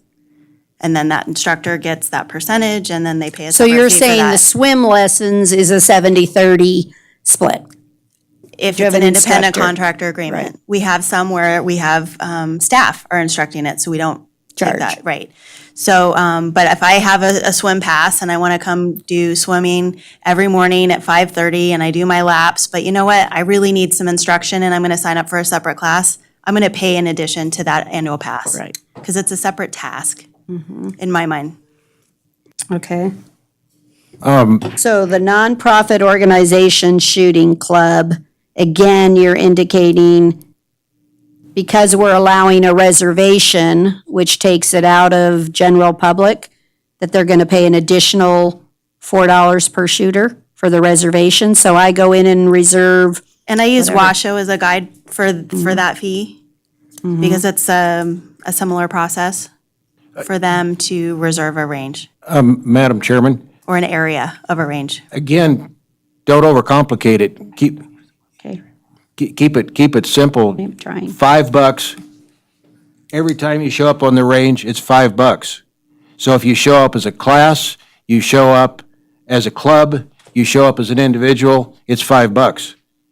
Or you have the annual pass. Now, in addition to that, if you have an annual pass and you come out for a club shoot or a CCW class, you're still going to pay the $5 to show up. And the reason for that is because we're not going to know if you have an annual pass or not, or if half the people that show up have an annual pass and half of them don't, then it ends up being an administration issue. If you just charge everybody the $5 for showing up, simple.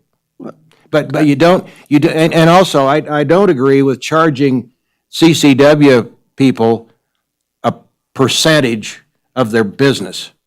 I'm gonna go take Christy's class, she's gonna charge me $105 to take her class. And then she's going to charge me another $5 because we have to go to the range, so it's gonna be $110. I'm gonna give her the $110 and she's gonna give the city $5 because I went out to the range. It's that simple. I Don't think that's what overcomplicate we're it. discussing, Bob. Yeah, don't overcomplicate. We haven't, I don't think we are. I think we're putting it on the record so that everyone is clear, including the public out there, as to what we're doing. Because sometimes I think we get it, but the public might not be on the same page all the time. So we can discuss whether it's $8 or $5 and whether or not we want revenue sharing. I think that's another discussion point. Can I make a clarification on the independent contractor agreements? If you do an independent contractor agreement option, the city provides services for the money that they keep for that. Yeah. So the city would advertise your class, social media flyers in our activity guide. It also would provide the reservation piece. So serving as that administration level, you would go on our website, you would pay, we would take all of that. So it takes that off the burden off of the instructor because a lot of the smaller businesses have a hard time advertising stuff. So it's an effort to help you. Sometimes it works, and other times it just is not a good fit for that business. So it's just to provide an option. They can pay on the fee schedule here, you could either pay the per shooter, or you could do that option. If that was a better fit for you and you needed those resources, that might be something that would work. Or it might not. So what do we think the business fee should potentially be? You liked $5. She had thought 8. And again, it's an option. If the business entity doesn't want to do an independent contract, they don't. They just pay the commercial rate at whatever amount. What do you guys think in general? Anybody have a preference there? Well, just, again, is this consistent with other, Yes. how we treat other entities? And I think Yes. if we can have some consistency, that again makes it easier for the public to So understand. in our current fee schedule for the city, we do have a nonprofit rate, and then we have a commercial rate. And the commercial rates are usually, Half. half, which is what's here. For like a large group reservation, if you're going to reserve Mills Park, for example, we have a 75% discount for those nonprofit groups, and they have to provide proof of that. So it's a little bit different in application depending on where you go, but there is a nonprofit rate versus a commercial rate. And the commercial rate is typically higher than the general drop-in public rate.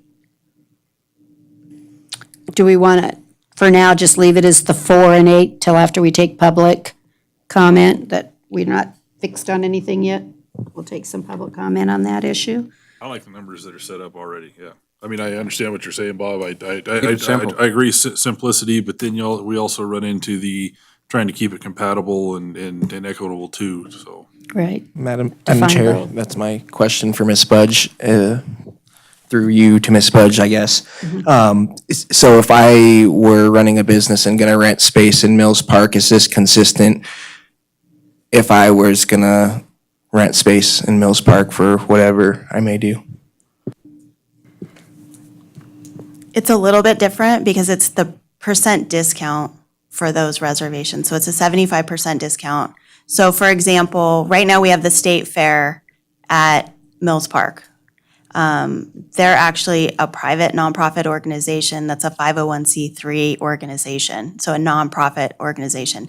They qualify, they get 75% off, but they have to rent every component of that park and pay for that. Any equipment they use, anything like that, it's a standard fee. There's not commercial or nonprofit for like the ancillary equipment that goes with that rental. But for the space, it's a 75% discount. But we also have a commercial rate, and then we have a general public rate.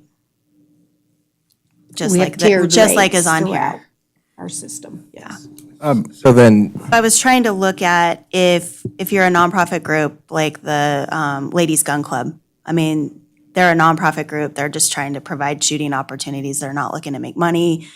They've taken the time to get incorporated as a 501c3, trying to have that reasonable rate. So just considering the purpose of their function. I'm not sold with any of these dollar amounts. I was just trying to use Washoe and then go up from there. Are you saying that we're going to charge the nonprofits and the CCW people and people like that a fee to use the facility? Let's say that They're attached to a reservation. Let's say that Christie wants, to reserve Bay 2 for a CCW class. Is she going to pay something extra to get that, to be able to make that reservation? If it's a group reservation consistent with like what Washoe County does and the rest of the Carson's Park system, you would have to pay to reserve that space Why? for the use. Because you're taking it away from the public. Just what You're paying for the exclusive use of that facility. But just one bay? I'm not saying all 4 bays, or I'm not saying the whole pistol range. I mean, I could understand that, but That's why still. it's about per shooter. Right. So it's about the size of your group. You're welcome, Right. It's a mark this up discussion. and go a different way. I'm completely fine with that. But group reservations, like if you run a picnic pavilion at Mills Park, if you want to guarantee you're going to have that pavilion, you will pay a fee, and it's based on the size of your group. and the you're activity that you're going to provide. Like if you have alcohol, it costs more. If you have Right, you're taking it away from the more, public. you know what I mean? Well, So, if we do that in the shooting community, you certainly aren't going to have any problems getting out there and using the range because there ain't anybody going to show up.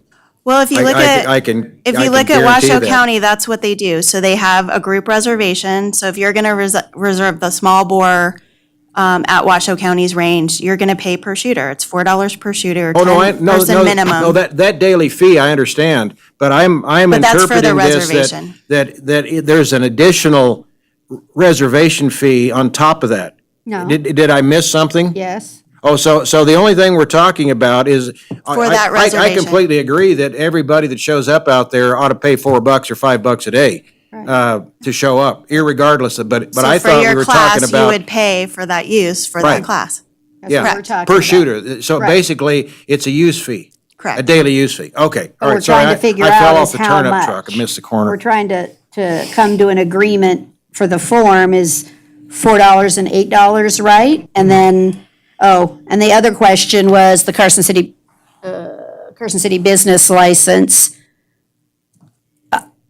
We require all of our people to have one, and the current Carson City business license code already covers that and requires people doing business in in Carson City to have a business license. So I guess unless I'm missing something there, I'm failing to understand how someone that thinks they're in Reno or whatever can come run a CCW class at our range and not have a Carson City business license, unless I'm missing And something. obviously, if I Right. am a person that tests firearms and my business is in Mountain House, let's say, but I'm not going to be conducting a class or a commercial activity at our range, I can come and pay the public drop-in. I'm a member of the public. Just because I happen to be a business owner, I'm not conducting business at the facility. I should be able to pay that just general public drop-in. It would be more if it's out of county, but I would still be able to come use and enjoy the range just like everyone else. A business license. But if I'm conducting business at the range, that's where the business license should come in. Let me go ahead and take some public comment on where you think we're on the right path, wrong path, whatever. Come on up, and more than one can get lined up. Just remember to state your name, please. Christy Scott. To your point about the business license thing, when my gun store goes to a gun show in Reno, I have to buy like a daily business license when I'm there. So Right. totally agree with that. And I have to pay a fee, and for every event that I go to where I'm gonna pay sales tax in Washoe County, I have to have that daily business license. So I think it's fair that they should do the reverse. My biggest question on this is, okay, as a resident, I pay property taxes. But as a Carson City business, I'm paying, all my sales tax is paid in Carson City. So now on top of that, here's an example. If I charge my regular students $120 for my class, and my veterans, I give them a discount, they pay $100, okay? If I have 16 students that day, my class, I think it's $1,920, right? So my math would be 30% to the city would be $576. However, I'm only using the city facility for about an hour and a half, maybe 2 hours of that entire day. So I'm with Bob. First off, as a Carson City business paying taxes, I would expect my business to get something in return for the amount of money I pay in sales taxes. I would expect as a Carson City business that pays taxes just like a resident, that maybe I would get the benefit of being able to use that range to conduct my business. Since I have a business license, I have insurance, and I'm already paying the taxes. That's where I have the heartburn, is paying more. Because I've got veterans in my classes that should be free. I've got disabled people in my classes that I don't see any difference on the fees for that. I might have people in my classes that have paid the pass for the year. So where do we cut that off? That's my comment. So just on discussion on that, I would assume you would not exercise the independent contractor. You would go to the per shooter and pay $128. Well, if I prorated it for the hour and a half that I'm there, that's the example I took, and I had 16 students, I'd pay $450 per student and pay $72.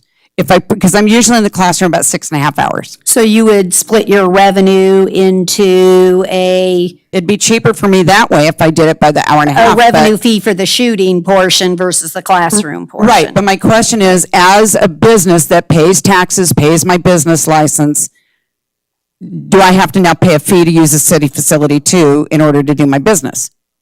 Well, all the rest of the businesses in the city do, if they use the city properties. Can you give me an example just so I'm clear on that? Just what we got done saying. So if you want to offer driver's ed right here, you pay for it. If you want to you're the swim instructor, you pay. If you're teaching, what's the little not dancercise, but the exercise class, they all pay. But they're using your facility in here. They're So you're using saying that city for facility, that hour, public okay, so for that hour and a facilities. half, I would do the contractor agreement, but I also don't need to have it advertised or anything else, so. And it's not, I mean, we have a reservation system that we use, and it's, we have to know, there's a lot of things that go into ours, so. Okay, thank you. Okay, any more public comment on that?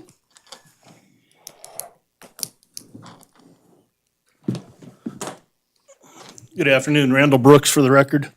I own Carson Guns, and for the first time, maybe the second time, Christy and I actually agree on something. It does happen, huh? It does. I'll state, in addition to the taxes that local businesses are already paying, my business has a tendency to bring in customers from outside the state. Let me give you an example. Next week, I'm holding an instructor class. Got 10 students in that instructor class, 5 of which are coming from out of state. 2 Idaho, 2 Utah, and 1 from Alaska. They're staying in our hotels. They're gonna be here for at least 4 days. So we've got all the room taxes that they're paying, all the food and all the money coming into our economy. Not all of our students come from Carson as well. We get students from out of the area, Douglas County, Lyon County, Washoe County, out of state. They come in, and we're bringing more revenue into this community. And to turn around and start charging us more is ludicrous. Looking at the proposed fee schedule, I see a whole convoluted mess of algorithms trying to be figured out for how to feed people and businesses. What Mr. Blackwood was saying about keeping it simple, I think is right in task. Per vehicle and per day, keep it simple. Don't overcomplicate it. The enforcement side of it, yeah, people are gonna lie. People are gonna try to save that dollar. The city needs to look at this from an aspect of what is practical in enforcing these rules. Is it worth paying a park ranger $20 an hour to go after that person who shorted the city $1? We need to avoid that. So, I don't know, looking at this, I think some of it's in track, some of it's way out of line. I noticed that in the proposed, or the list of like ranges, we did not have Winnemucca. Winnemucca range is very similar to the Carson range. It was built with donated money, just like Carson. Oh yeah, and it's 100% free. And it's open 365 days a year, 24/7. Okay, Chabot shooting facility that we had listed on here. That's been closed for 2 years. So some of the information that we're using for this stuff is not 100% accurate. So I think whoever did that needs to take a look at it again and review it. That's my 2 cents. Thank you. Is there any more public comment? Mr. Carver?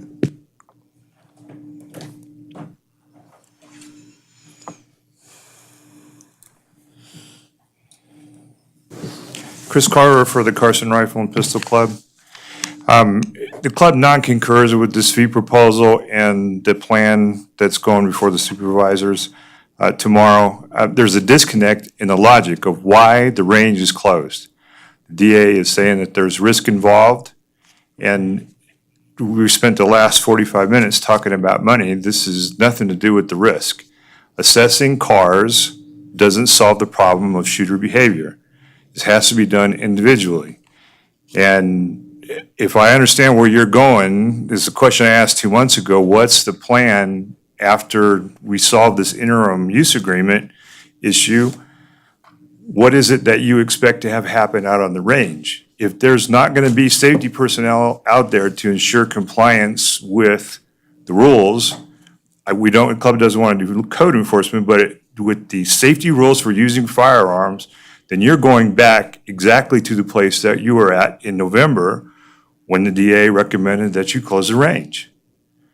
So you spent a considerable amount of time talking about fees, and we're not talking about the process that's going to make the range usable for the public Tuesday through Saturday, or Tuesday through Sunday, and specifically Tuesday through Saturday when the landfill is open. You haven't corrected any of the things that go into that. You're demonstrating less concern for the range than you are for the use of the pool or for the MAC, where you assign individual responsibility and accountability for usage of that facility.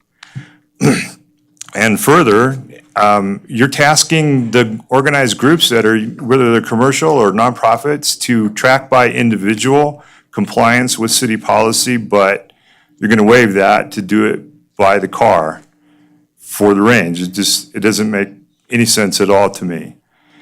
The last issue that I have here is that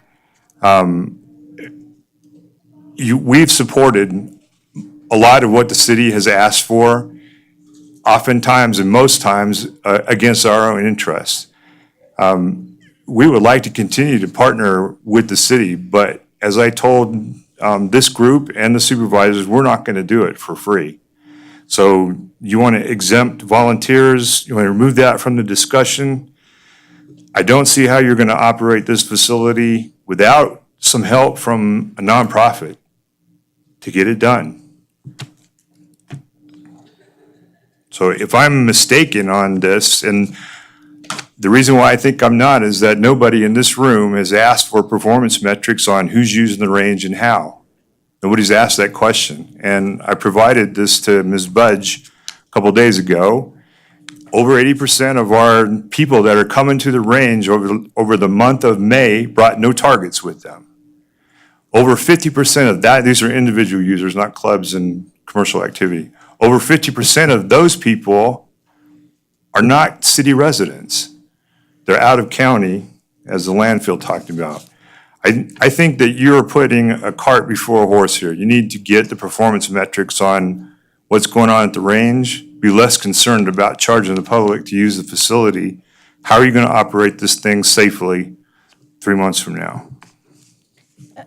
I think, Mr. Carver, I think we can do two things at the same time. So I think it's disingenuous to think that we're not preparing for how we're going to run that range, because that's not true. I already stated at the beginning of the meeting, the city is hiring a staff person, which that range has never had. So we are hiring a staff person for the range. I would And like to be so- crystal clear about that. Mr. Bonkowski made it clear to this group that that position was to go to Parks and Rec, not necessarily out at the range. Absolutely not. It is a range position which reports through Parks and Rec. So maybe there was a That's not what slight Mr. disconnect Bonkowski there. said. But I'm letting you know it is a range position, and that is how the Board of Supervisors approved it. It is specifically for the range. On site. On site, absolutely. All right. Absolutely. And it's getting its own classification just for that very reason. We So- understand that. We Okay, also so- know that that's one employee to service the range. It takes more than one employee to make all these things happen. That cost to the city at a minimum is $70,000. We're offering our services to help reduce that that outlay by our taxpayers. And nobody's talked to us about the safety concerns that initially caused the range to be closed. I think that's important. Okay, I appreciate that comment. Thank you. Mr. Brooks, before you repeat, I'm sorry, I need to see if there's anyone else in the public. Thank you. You can repeat after, but sorry, everybody gets a chance first. Hi, my name is Mary Snyder. I was not planning on speaking, by the way, but I am a new member of the Carson Rifle and Pistol Club and a 35-year member of the Richmond Rod and Gun Club in California, where I used to live. I live in Dayton, so I'm not a Carson City resident. But I have been, as an NRA certified range safety officer, been volunteering for the last couple of months. And from what I see, there is some improvements that do need to be made to the range to make it safe. The other thing that I see, I have no qualms about charging people to come inside and use the range. My club was a 4-fee club. Everyone paid, member or not. But the one thing that I wanted to say is and maybe I'm just confused, because as a new member and the few volunteer hours that I've put in, probably about only 24 so far, I don't see a benefit to myself that I had at my old club. At my old club, I did 8 hours a month on the rifle range as a volunteer, and in exchange, I could come and shoot, and I wasn't charged. So I was really highly offended when I heard you guys say you weren't going to give a volunteer any kind of a benefit. And then I just wonder, with this position that's coming open, that person's going to be there 7 days a week when the range is open, all day long. Were you going to still be expecting the Carson Rifle and Pistol Club to provide range safety officers? That's my first question, and I'll follow it up with just the fact that since I became a member of that club, I offered to do the scheduling. Of the 16 to 18 range safety officers that we have certified through the NRA, only a handful are willing. And they're only, so who is going to be out there? The things I've seen were amazingly wrong. People showing up with no sights on weapons, unable to, no target to shoot at, shooting at the dirt. You do need someone out there. That's all I got to say. And if you want me to continue to volunteer, I will have to get something in exchange. And that free coming into the range would be something that would entice me. Otherwise, I'll drive to Douglas County. Thank you. Thank you. Is there any other public comment? Mr. Brooks, I'll give you one more chance, and then we'll bring it back up to the board for discussion. Thanks. Your panel. I'll get him later. Again, Randall Brooks. I just want to go off of what Mary was saying with the volunteers. The proposal showed 40 hours of volunteer work for a free annual pass was originally suggested. That works out to $1.87 an hour for that volunteer to put in their time. I don't know about you, but my time's worth more than $2 an hour. Especially considering we have to put out money to get certified. And there's an ongoing fee for maintaining that certification through the NRA. So 40 hours a year is out of line. 8 hours a month for usage, maybe, but I was thinking more like 16 hours a year. I know Mary's issue with a lot of the RSOs who have not been putting in their time. It's because they've been told one thing by the city and then something else happens. And the city doesn't follow through on their end of the deal. So they've decided to stop supporting the city and volunteering their time as RSOs. Plain and simple, the club was mandated to have RSOs out there to keep the facility open to the public. And for how many months the club wasn't even allowed to hold their shoots. So that's it. Thank you. Last chance for any public comment? Just something that I brought up, Christy Scott, something I brought up a while ago, and I don't know if it's ever been put to the city, but we had suggested a while ago, and please don't punch me, Rick. Is there any chance that we could get some more time out of the, if it was put to a vote somewhere with the residents? If they said, yes, we would love to have one more day, whether it's during the week or whatever, that the landfill is closed, that the shooters can have. I know before that you guys said that it would anger the citizens in the town.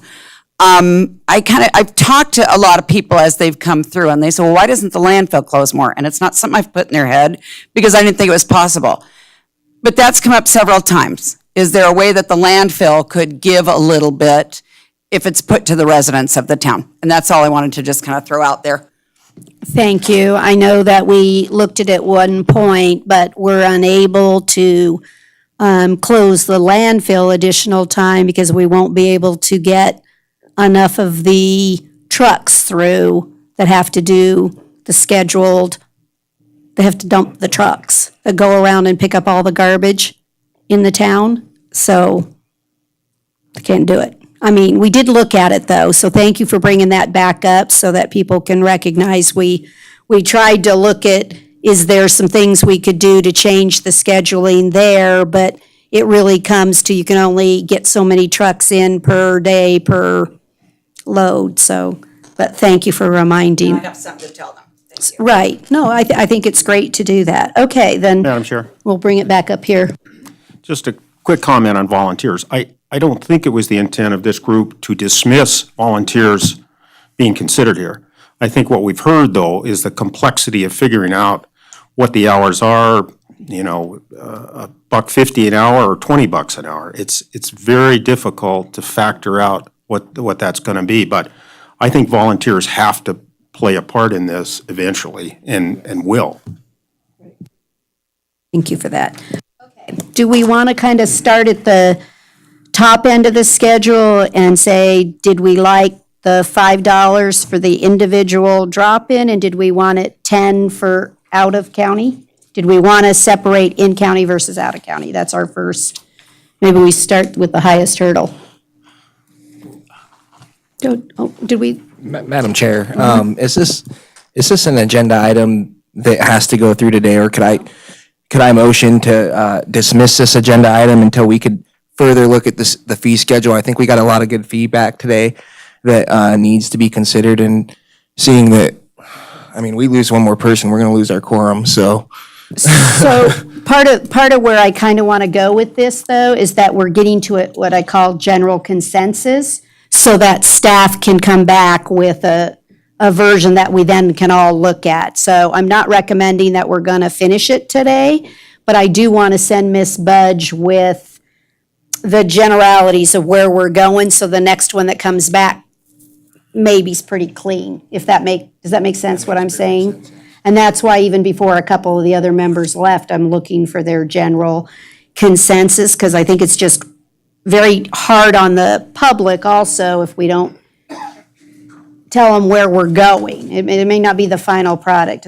Is that all right with you guys? Yep. And then, again, we don't have to take any final actions. We can come back. So I'm just trying to help Ms. Budge be able to retype this to where we're going. So did we like in-county versus out-of-county? Everybody liked giving the residents a break? Yes. Okay, so in general. But only on the annual pass. Let's talk about that then. Because it'd be impossible to police it'd be impossible to police the daily. A drop-in. Drop-in, and, you're gonna walk up to the guy and say, show me your driver's license. No, I or, agree. It's either a Nevada plate Yeah. or a non-Nevada plate. Do we But- want to, on the drop-in, That do I- Nevada versus non-Nevada? Just $5. Just, again, think- remember, this is a money-making enterprise. Right. So we want all those Californians to come over pay here. more. And give okay. us their money. We don't want them to go to Douglas County. We've already solved Douglas County's problem because our range is temporarily closed. Everybody goes down there, they're making out like bandits. There you go. Is everybody in agreement it should just be a flat general drop-in? No differential on the drop-in daily? And that should be. Just an envelope, $5? And that should be per person, right? No, we said it was going to be an envelope that you stick on your But car. I thought that Vehicle. because of the waiver issue. We already asked, it's not necessary. So it's not necessary for the waiver issue to have everybody sign one? Okay. The individual waivers would be for those group reservations. Okay. When you would go in, if it was like Douglas County does, you'd have an envelope, the waiver's on the envelope. So you're acknowledging it by paying That keeps and it ripping that simple. No, off. if we lose Great. one, we I'm all have for it. 10 people, we have 5 here. Right. Jen told me there was 12 on the commission. Oh. Said that we're at 50%, I thought we were at 50%. but we need a simple majority. So we need a +1? I thought 5 can act, 5 out of 10. Oh, which is it? Sorry, we'll have to find something out. Because Mr. Hillis left, we may not have quorum. Which means we can't deliberate. So we'll double check that I think for somebody, I think he already left, but that was kind of the general public that gets mad that we're not doing anything. There's a whole bunch of rules, and I apologize, but we don't have any choice but to follow them. All your fault. As a city body. I know. I know. I'm like, darn. It's like, it's the rules, and I wish we didn't have to. Right. So we need to find out if it's simple majority or 1+1. Let's just take a 5-minute recess so we can just double check the technical rule on that, whether we need the 6th person. Thank you.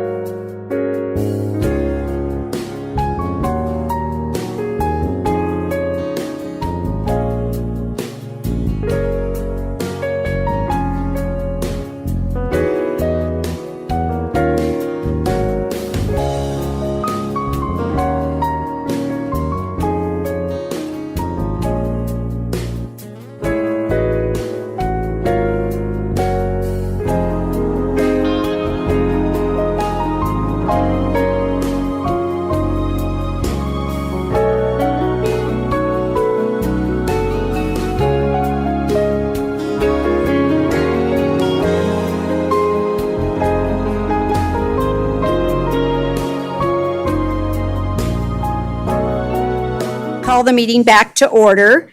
I think we've had some just general information sufficient enough on item 3B, and we're going to move to non-substantive portions to complete the agenda. So let's see, there's no thing, there's no one there. Mr. Blackwood, did you have further information that you wanted to impart on the long-term issues? We've already had your reports, I believe. Did you have any further report? Only, and I see Jennifer left. It's too bad. Put together a preliminary design layout for the range, mostly to determine how much land we needed. And the 2 miles by 3 mile plot is pretty much spot on. So now that may be altered slightly depending on terrain, but generally speaking, that takes us all the way from a 1,000-yard rifle range down to the 15 stations trap and skeet overlay for the clay target shooters. So 2 miles by 3 miles is a chunk of land that we need, and then that also gives us some buffer. Okay, thank you. Okay, then we're on item 6 for future agenda items. So as we discussed, we'll bring back a fee schedule. Does anybody have anything else they see as a need for future agenda items? No? Nick? Well, I'd like to motion that we, No motions here. No. Discussion. discuss. I think we need to, I think we need to start seeing who's at the shooting range and why they're there. Are they in the bays? Are they on the long range? Where are they at? What are they doing? Just so we can have an idea of what's going on right now, present time. Thank you. Thanks. Okay, any more? Okay, then we'll move to our final public comment of the day. Anybody? Mr. Carver?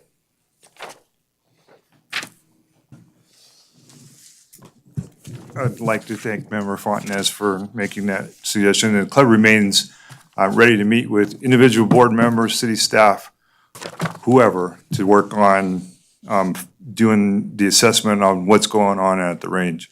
As we talked about in previous meetings, the pressure on the range is increasing.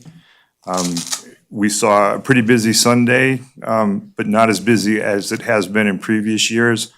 But I have provided some information to city staff about the risk of fire associated with shooting and some interim signage that's necessary regarding the use of target stands. I would encourage the board to ask for that information that we provided to city staff. Mr. Carver, if ever you're submitting information, you always have the option to email the chair as well, Okay, so that we can be informed. So I have no issue with that. all right. And the last thing is that we do want to cooperate, the club does.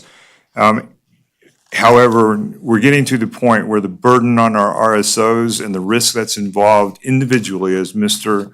Bryant mentioned to you, is increasing. We need some help to make it safe to operate the range. We've heard repeatedly from families, such as the one you saw with the 2 little girls here, that the range is a cleaner and safer place. It didn't get that way overnight. It can disappear overnight if we don't exercise some caution. Thank you. Thank you very much. Is there any other public comment? Okay, let's see, we don't have, okay, then I don't see anything else on the agenda, so unless there's no objection, I'll adjourn the meeting. So we're adjourned at 3:34.30. No, thank you.